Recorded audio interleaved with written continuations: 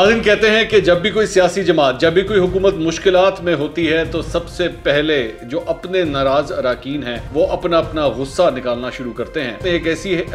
हस्ती ने जो है अपना गिले शिकवे निकालना शुरू कर दिए हैं और अपनी हुकूमत के ऊपर तनकीद भी शुरू कर दी है जो पहले से बिल्कुल खामोश बैठी थी। पीटीआई को मैं बार बार कह रही हूँ कि इसे बाहर से कोई खतरा नहीं, पीटीआई को पीटीआई से ही खतरा है। बहुत सारे राज मेरे सीने में दफन है। मैं खान साहब की मुश्किलात फिलहाल बढ़ाना नहीं चाहती।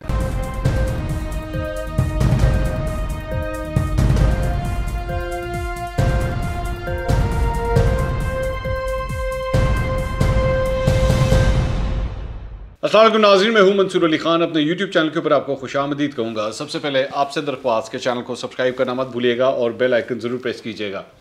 नाज़रीन कहते हैं कि जब भी कोई सियासी जमात, जब भी कोई हुकूमत मुश्किलात में होती है तो सबसे पहले जो अपने नाराज़ अराकीन हैं वो अपना अपना गुस्सा निकालना शुरू करते हैं। और लगता है कि कुछ ऐसी ही सूरत हाल अब मौजूदा हुकूमत पाकिस्तान तहरीक इंसाफ की इस हुकूमत के लिए भी आना शुरू हो चुकी है। वैसे तो जहांगीर खान तरीन साहब का ग्रुप वो पूरा का पूरा पाकिस्तान तहरीक इंसाफ का ही ग्रुप था, लेकिन मैंने जिस तरह अपने पिछले व्लॉग में भी बताया कि उसकी भी कल एक अहम मुलाकात होने जा रही है। तो अब एक ऐसी शख्सियत ने, एक ऐसी हस्ती ने जो है अपना गिले शिकवे निकालना शुरू कर दिए हैं और अपनी हुकूमत के ऊपर तनकीद भी शुरू कर दी है जो पहले से बिल्कुल खामोश बैठी थी। जी हाँ, मैं बात कर रहा हूँ डॉक्टर फिरदौस आशिक अवान साहिबा की, जिन्होंने अपनी ही हुकूमत को तनकीद का निशाना बनाया है। डॉक्टर फिरदौस आशिक अवान साहिबा के हवाले से मैं पहले आपको ये बता दूं कि बड़े धूमधाम से उनको सबसे पहले मरकज़ में लाया गया था और मीडिया की तमाम तर जिम्मेदारी इनको दी गई थी। डॉक्टर फिरदौस आशिक अवान साहिबा के बारे में मैं पहले भी बता चुका हूँ कि शी लव्स द कैमरा, उनको मीडिया के साथ इंटरेक्शंस और ये वाली मिनिस्ट्री वैसे ही बड़ी पसंद है। तो इस्लामाबाद के अंदर उन्होंने तमाम तर अपनी खिदमात सर अंजाम दी, लेकिन फिर वन फाइन डे इनको बुलाया गया और आज़म खान साहब जो प्रिंसिपल सेक्रेटरी हैं इमरान खान साहब के, उन्होंने डॉक्टर फिरदौस आशिक अवान को कहा कि जी आप अपना इस्तीफ़ा यहाँ पे लिखें और आपको इस ओहदे से हटाया जा रहा है। पहले तो उन्होंने उस वक्त थोड़ा सा रेजिस्ट किया, लेकिन अल्टीमेटली फिर उनको हटा दिया गया। उसके बाद वो दोबारा खामोशी में चली गई, अंधेरों में चली गई, लेकिन फिर दोबारा उनकी एक ड्यूटी लगी और इस बार उनकी ड्यूटी जो है वो उस्मान बुज़दार साहब के साथ लगी और देखते ही देखते फ़याज़ुल हसन चौहान साहब को हटा दिया गया। उस वक्त तक चौहान साहब को पता भी नहीं था कि उनके साथ हुआ क्या है। मीडिया ने उनको इन्फॉर्म किया, वो एक तकरीब के अंदर थे। उस तकरीब के अंदर जब साफ़ियों ने उनसे सवालात करना शुरू किए तो उनको पता लगा, उनको बताया गया कि जनाब आप फ़ारिग हो चुके हैं। और तब फिरदौस आशिक अवान साहबा को ये जिम्मेदारियाँ दे दी गई और उसके बाद वो CM साहब के साथ, उस्मान बुज़दार साहब के साथ उन्होंने खिदमात अपनी सर अंजाम देना शुरू की। अब करती वो रोज़ाना एक प्रेस कॉन्फ्रेंस थी, रोज़ाना मीडिया टॉक करती थी, रोज़ाना प्रेस रिलीज़ करती थी, लेकिन जो भी प्रेस रिलीज़ हो रही थी, जो भी मीडिया टॉक हो रही थी, उसमें ऑपोजिशन को रगड़ा लगाया जा रहा था। फुल टाइम रगड़ा लगता था। कभी मरीम नवाज़, कभी नवाज़ शरीफ, मतलब इन लोगों के ऊपर ही जो है वो सारी तनकीद हो रही थी। मुझे अच्छी तरह याद है कि जब तहरीक लब्बैक का एक एहतजाज शुरू हुआ तो फिरदौस आशिक अवान साहिबा ने उस एहतजाज के दौरान जो है उनकी तबीयत ख़राब हो गई थी, वो हॉस्पिटल चली गई थी। मुझे जारी बात है, आई एम नॉट डाउटिंग, हो सकता है वाकई उनकी तबीयत ख़राब हो, लेकिन वो उस वक्त बिल्कुल मंजर आम से हट गई थी। एनीवेज, बाद में ये पता चला, इनसाइडर जो खबरें आई वो ये कि जी CM साहब यानी कि बुज़दार साहब जो हैं उनकी परफॉर्मेंस से नाखुश थे। वो ये समझते थे कि जी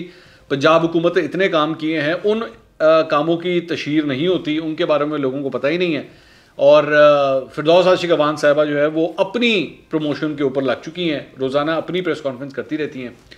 और फिर अल्टीमेटली फिरदौस आशिक अवान साहिबा को यहाँ से भी हटा दिया गया। दोबारा वो बिल्कुल खामोश हो गई, ज़्यादा एक्टिव नज़र नहीं आ रही थी, लेकिन अब उन्होंने बड़े देर के बाद एक इंटरव्यू दिया है और इस इंटरव्यू के अंदर उन्होंने बड़े ही मेरी नज़र में कुछ बड़ी बड़ी बातें कही हैं जो मैं अब आपके सामने रख देता हूँ। समा टेलीविज़न को बेसिकली उन्होंने इंटरव्यू दिया है। अच्छा, अब मैं कहाँ से शुरू करूँ? एक तो जनाब उन्होंने सबसे बड़ी बात जो की है, उन्होंने कहा है कि जी पीटीआई को मैं बार बार कह रही हूँ कि इसे बाहर से कोई ख़तरा नहीं, पीटीआई को पीटीआई से ही ख़तरा है। अब ये बात इस मौके के ऊपर करना, इसका मतलब ये क्या हो सकता है? अगर इसको हम डिकोड करने की कोशिश करें कि पीटीआई को पीटीआई के अपने अंदर से ख़तरा है, तो एक बात तो ये है कि ऑपोजिशन के हवाले से उन्होंने गालबन ये एक सिग्नल दिया है कि ऑपोजिशन जो है वो ठीक है, वो जितने मर्जी मुलाकातें कर ले, जो मर्जी इत्तेहादियों के साथ मुलाकात कर ले, लेकिन अगर कभी कोई बगावत होगी, अगर कोई मसला होगा तो वो पाकिस्तान तहरीक इंसाफ के अपने अंदर से होगा। अब ये एक वाकई एक इंडिकेशन भी है कि पाकिस्तान तहरीक इंसाफ के अंदर जिस तरह अपोजिशन के लोग खुद भी ये कहते हैं कि जी हमारे साथ 22 MNAs हमारे साथ राब्ते में हैं और पाकिस्तान तहरीक इंसाफ के और भी अंदर काफ़ी नाराज़गियाँ चल रही हैं, तो हो सकता है कि डॉक्टर फिरदौस आशिक अवान साहिबा जो है वो इसका तस्करा कर रही हूँ। दूसरी बात उन्होंने जो मेरी नज़र में एक बड़ी इंपॉर्टेंट की है, उनसे सवाल किया गया कि ये बताइए कि आजकल तो आप बिल्कुल साइडलाइन हुई हैं, तो आपको कोई अप्रोच हुई है? अप्रोच से मुराद क्या और किसी सियासी जमात ने अप्रोच की है? तो उन्होंने ये फरमाया जी अप्रोच तो करते रहते हैं, दुकान पर सौदा पड़ा हो तो कोई ना कोई ख़रीदार होता ही है। अब वो अपने बारे में ये बात कह रही हैं कि दुकान के कोई सौदा पड़ा हो तो कोई ना कोई ख़रीदार होता ही है। अब जहाँ तक मुझे याद है, इस पर मैं आपको एक बात अभी से बता दूँ कि अताउल्लाह तारिड़ साहब और ख्वाजा आसिफ साहब ये दावा कर चुके हैं कि 2013 से पहले फिरदौस आशिक अवान साहिबा एक्चुअली मुस्लिम लीग नून में जाना चाहती थी और इस सिलसिले में उन्होंने गालिबन कोई मुलाकात भी की थी। ये वो दावा करते हैं कि इन्होंने जाके नवाज शरीफ साहब से मिलने की ख्वाहिश का इजहार भी किया था, लेकिन उसके बाद बड़ी सवेर किस्म की रेजिस्टेंस आई थी सियालकोट के मुस्लिम लीग नून के हलकों की जानिब से, जिसके बाद इनकी एंट्री वहाँ पे नहीं हो सकी थी, जिसके बाद अल्टीमेटली ये पाकिस्तान तहरीक इंसाफ में शामिल हुई थी। और जब ये तहरीक इंसाफ में शामिल हुई थी तो उसमें भी जहांगीर तरीन साहब का बड़ा एक हाथ था। और अब मैं नहीं जानता कि इसका क्या मतलब है सारी बात का, कि इनको कौन अब अप्रोच कर रहा है और क्या ये इस सिलसिले में कोई उसको संजीदगी से ले भी रही हैं कि नहीं। दूसरी उन्होंने एक बात कही, उन्होंने कहा कि जी मुआशी अदम इस्तेहकाम के साथ जो सियासी इस्तेहकाम नज़र आ रहा है तो ये हमारी बदकिस्मती है। तो मुआशी अदम इस्तेहकाम के हवाले से आखिर उन्होंने भी इकरार कर लिया कि इस वक्त मुआशी तौर पे जो है वो एक अनसर्टेनिटी और अदम इस्तेहकाम जो है वो मुल्क के अंदर नज़र आ रहा है, और फिरदौस आशिक अवान साहिबा जो हैं वो खुद भी ये कहने के ऊपर मजबूर हो गई हैं। अब साथ ही साथ उन्होंने कहा कि जी सियासी अदम इस्तेहकाम वो तो खैर है ही, इस वक्त अपोजिशन की जो भी एक्टिविटीज़ चल रही हैं, 2 लॉन्ग मार्च जो हैं वो सामने रखे हुए हैं, तो जाहिर बात है उसके ऊपर तो ये कहना ही है, लेकिन ये उन्होंने कहा कि हमारी बदकिस्मती है। साथ ही साथ उन्होंने ये कहा कि जी बहुत सारे राज मेरे सीने में दफन है, मैं खान साहब की मुश्किलात फ़िलहाल बढ़ाना नहीं चाहती हूँ। तो राज अलबत्ता उन्होंने बहुत से अपने सीने में रखे हुए हैं। फिरदौस आशिक अवान, अच्छा फिर आगे एक और बड़ा इंटरेस्टिंग, उन्होंने कहा जी फेडरल और पंजाब का एक ही गैंग था और एक ही ग्रोह था और एक ही माइंडसेट था, और वो सारा इधर भी वही कंस्पिरेसीज में मसरूफ़ थे और इधर भी वही कंस्पिरेसीज में मसरूफ़ हैं। यानी कि ये फरमा रही हैं कि कोई एक ही ग्रुप है जिन्होंने इनको ना इस्लामाबाद में चलने दिया और ना इनको पंजाब में चलने दिया, और इनके खिलाफ जो है वो कंस्पिरेसीज की जाती थी। अच्छा ये हकीकत है, मैं कुछ हद तक इनकी बात से एग्री करूँगा, मैं ज़ाहिर बात उसे गैंग या ग्रुप तो नहीं कहूँगा, लेकिन इस इंफॉर्मेशन से ये मेरे पास भी इंफॉर्मेशन है कि पाकिस्तान तहरीक इंसाफ के अंदर कई लोग जो है इनको पसंद नहीं करते थे, और उसकी एक और तो बहुत बड़ी वजह ये भी थी कि माजी के अंदर पीपल्स पार्टी के अंदर रही हुई हैं, और बहुत से जो पुराने पाकिस्तान तहरीक इंसाफ के लोग बैठे हुए थे वो इनको ज़्यादा पसंद नहीं करते थे, और ये वो यही समझती थी कि इन्होंने इनकी आदत है कि सारा का सारा जो इख्तियारात हैं, जो कवरेज है वो अपने तक महदूद कर लें और दूसरों को आगे ना आने दें। ये इनके बारे में ये कहा जाता था पाकिस्तान तहरीक इंसाफ में, तो गालिबन ये उसी चीज़ का जिक्र कर रही हैं। उसके बाद इन्होंने एक और कहा कि जी एक और बात कही, उन्होंने कहा मैं ज़्यादा बोलना, उन्होंने कहा सवाल ये किया गया कि आपको क्या ज़्यादा बोलने की वजह से हटाया गया है,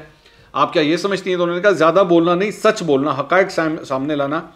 पीटीआई की बहुत सारी क़यादत जो इस वक्त नामवर पोस्ट पे हैं, उस वक्त भी वो मेरे पीटीआई ज्वाइन करने में सबसे बड़ी रुकावट थे। अब अगर इसको मैं डिकोड करने की कोशिश करूं तो नामवर पोस्ट जो और इनके अंदर आने की मुखालफत में जो थे वो तो एक्चुअली डार बरादरान थे, उस्मान डार और उनके जो भाई थे उमर डार, वो इनकी एंट्री के ख़िलाफ़ थे। वो ज़्यादा खुश नहीं थे कि ये पाकिस्तान तहरीक इंसाफ में आ रही हैं, और सियालकोट में ज़ाहिर बात है डार बरादरान जो है वो उनका होल्ड था, बड़ा उन्होंने पैसा लगाया हुआ था पाकिस्तान तहरीक इंसाफ पे, तो इनकी जब एंट्री हो रही थी तो तब वो इतने ज़्यादा खुश नहीं थे। अब ये अभी भी वो यही कह रही हैं कि पाकिस्तान तहरीक इंसाफ की बहुत सारी क़यादत जो इस वक्त नामवर पोस्ट में हैं, तो उस्मान डार साहब जो हैं वो यूथ का जो सारे मामलात हैं और यूथ प्रोग्राम भी जो है और रोज़गार का जो प्रोग्राम है वो सारा उस्मान डार साहब ही उसको हैंडल कर रहे हैं, तो गालिबन इनका इशारा जो है उनकी तरफ है। फिर एक और इनसे सवाल किया गया कि जी 35-40 तर्जुमान जो हैं वो पंजाब हुकूमत के अंदर बना दिए गए, तो इस पे आप क्या कहेंगी? तो उसमें उन्होंने कहा जी जितने तर्जुमान बड़े हैं उतनी कन्फ्यूजन बड़ी है, जो चोर हैं वो साध बन के बैठे हैं, साध से मुराद यानी साधु बन के बैठे हुए। अब ये बहुत बड़ा इल्ज़ाम है, ये बहुत बड़ा इल्ज़ाम है कि आपकी अपनी पार्टी के हवाले से वे फरमा रहे हैं कि जी जो चोर हैं वो साधु बन के बैठे हुए हैं इस वक्त पार्टी के अपने अंदर, हुकूमत के अपने अंदर। ये बहुत बड़ा इल्ज़ाम उन्होंने लगाया। फिर एक और उन्होंने बात कही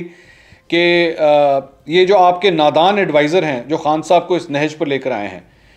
सवाल एक्चुअली किया गया था कि जी ये जो अभी मिनिस्टर्स को ये जो सर्टिफिकेट बांटे हैं, इस हवाले से सवाल किया गया था कि इसका बड़ा क्रिटिसिज्म उठाना पड़ा है पाकिस्तान तहरीक इंसाफ को, इस मौजूदा हुकूमत को, कि यार ये किस किस्म की एक्टिविटी आप लोगों ने की है। तो उन्होंने कहा कि जो इनके नादान एडवाइज़र हैं खान साहब को इस नहज पर ले आए हैं, सर्टिफिकेट और ट्रॉफियाँ जो हैं वो मैच के ख़त्म होने के बाद दी जाती हैं, नहीं समझती हूँ कि ये कोई ज़रूरी काम था, और इससे जो है वो हुकूमत को अपनी गवर्नेंस स्ट्रक्चर था वो कमज़ोर हुआ है, मजबूत नहीं हुआ। तो ये एक्टिविटी भी जो की गई है इसके अंदर बाकी मिनिस्टर्स जो हैं वो तो नाराज़ हुए ही हैं, और हमने देखा भी है, शाह महमूद कुरैशी साहब ने ख़त लिखा, शौकत तरीन साहब नाराज़ हुए, और भी मतलब वफाकी वज़ीर इत्तलात फवाद चौधरी साहब का इसके अंदर नाम नहीं था। तो इसके बारे में वो ये फरमा रही थी कि जनाब जब मैच ख़त्म होता है, यानी कि जब आपकी हुकूमत पूरी हो जाए तो उसके बाद आप ये दें, अभी मैच चल रहा है तो आपने बीच में जो है वो सर्टिफिकेट बांटना शुरू कर दिए। उसके बाद एक और जो उन्होंने इनसे सवाल पाकिस्तान तहरीक इंसाफ के हवाले से सवाल किया गया कि आप क्या पाकिस्तान तहरीक इंसाफ में ही रहेंगी या नहीं हैं, या किसी और जमात से अब मुंसलिक हैं, क्या कहेंगी। तो उसमें उन्होंने कहा कि जिस प्लेटफॉर्म पे हूँ उसी प्लेटफॉर्म पे सियासत कर रही है और मेरे प्लेटफॉर्म का नाम अवाम है। इन्होंने ये नहीं कहा कि मेरे प्लेटफॉर्म का नाम पाकिस्तान तहरीक इंसाफ है, उन्होंने कहा जी मेरे प्लेटफॉर्म का नाम जो है वो अवाम है।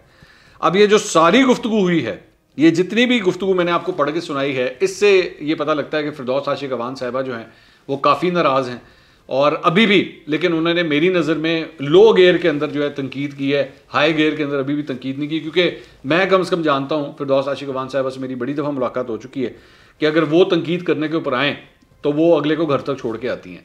तो अभी भी जो है उन्होंने सिर्फ इशारों किनारों के अंदर ही जो बात की है कि हमारी हुकूमत की परफॉर्मेंस कैसी है, उनको क्यों साइडलाइन किया गया और किस तरह किया गया, ये होता है। जिस तरह बाकी इत्तेहादी इस वक्त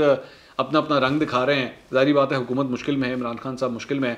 तो वो फिर लोग बोलना शुरू हो जाते हैं। फिरदौस आशिक अवान साहिबा ने भी जो है ये मौका देखा और अपने ख्यालात का इजहार जो है उन्होंने कर दिया। अगले व्लॉग में दोबारा मुलाकात होगी। अल्लाह हाफ़िज़।